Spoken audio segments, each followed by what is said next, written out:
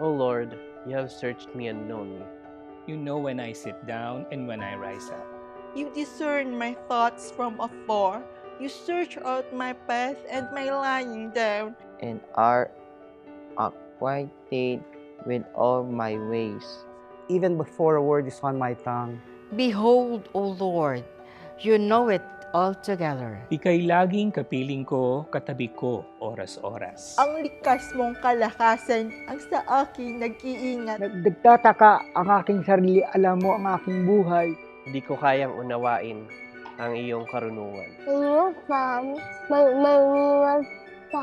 For you form my inward parts.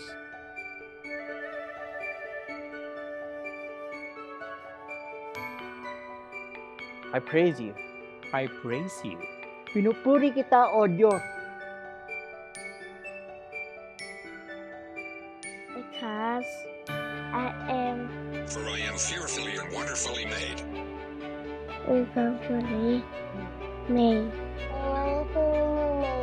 and wonderfully made.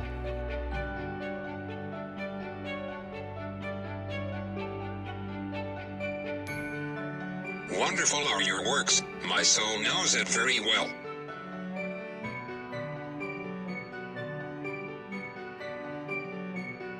Ang buto ko sa katawan ng iyong nulma. Sa loob ng bahay bata, doon iyo'y napapansin. Lumaki ako roong, sa iyo'y di nalilihim. Ako'y iyong nakita na, hindi pa man isinilang.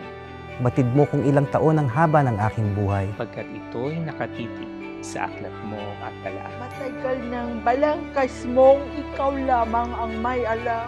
Tunay, Yahweh, di ko kaya maabot ang iyong isip. Kung ito ay bibilangin, ay sindami ng buhangin. Sa iyo pa rin ako kung umaga na magising.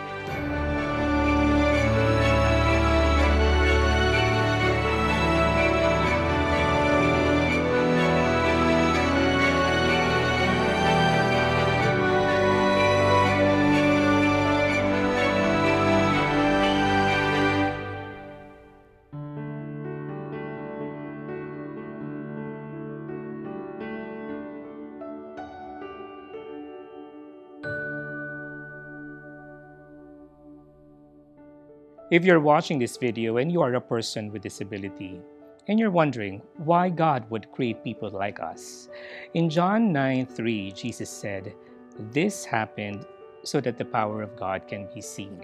If you want to know Jesus and have a personal relationship with Him, please pray with me. Lord Jesus, today I invite you in my life. I ask for forgiveness for all the sins I have committed.